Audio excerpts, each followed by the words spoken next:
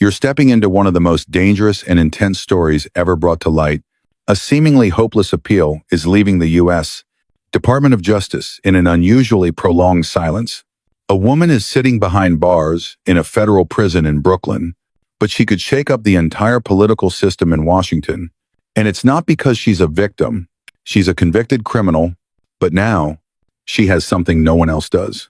The key to unlocking the full secrets of Jeffrey Epstein's criminal network. Ghislaine Maxwell might have nothing left to lose, but that's exactly why she's the most dangerous person in America right now. It seemed like the case was over. Maxwell was sentenced to 20 years in prison. Her appeal was denied at the appellate level, and everyone thought the legal door was slammed shut.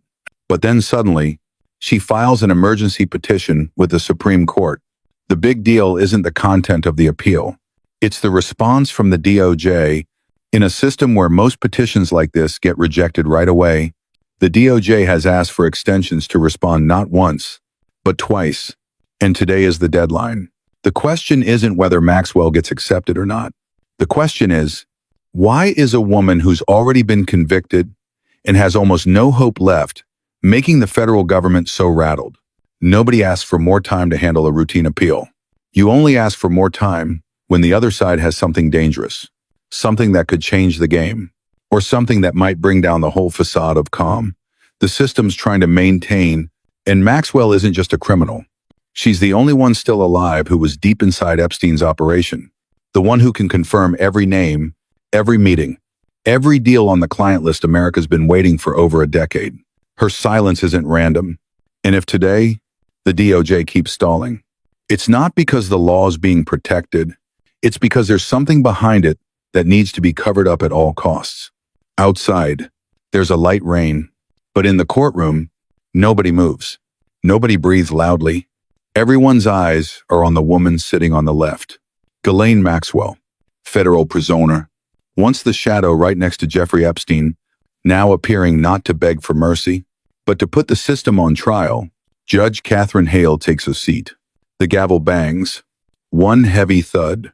The special hearing is called to order. The case is Maxwell v. United States Department of Justice, petitioning the Supreme Court to review the sentence already handed down. Pam Bondi, representing the federal government, is the first to stand. She says no further review is needed. Non-new evidence. No constitutional issues. No reason for the court to reopen a case that's been through 2 levels already. She says this is the last desperate effort of a criminal who once lurked in the shadows of power. Maxwell doesn't interrupt. But when it's her turn, she doesn't give a defense speech. She just says one simple thing. If the sentence was right, why does the DOJ need extra time to respond? Why have they delayed twice? The question cuts through the air like a knife. Pam Bondi replies that it's procedural, that it's the volume of records, that it's scheduling, but the answer comes too quick and too thin. Maxwell stares straight ahead. Her voice doesn't shake. She says, the government can make excuses, but the public deserves to know. And if the truth is outside the sentence, then that sentence itself needs to be questioned. The judge calls for order, but the order in the courtroom can't hide the chaos brewing in everyone's minds. This hearing isn't just a routine appeal procedure. It's the start of something bigger, an uneven fight between a prisoner and the whole machinery of power. And today, that prisoner is landing the first blow.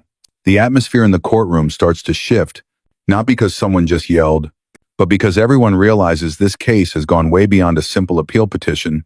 The judge looks down, flipping through the file pages. Her eyes linger for a few seconds before moving to the DOJ's second response brief. Attorney Michael Reeds, representing Maxwell, stands up. His voice is clear, every word weighed like he's laying bricks for a counter-indictment. He says, this courtroom isn't here to debate whether his client committed crimes or not. She's been convicted. She's serving time. But now, the issue is how the DOJ has handled what she knows. He claims there's an unusual gap in the entire trial process. An organized silence.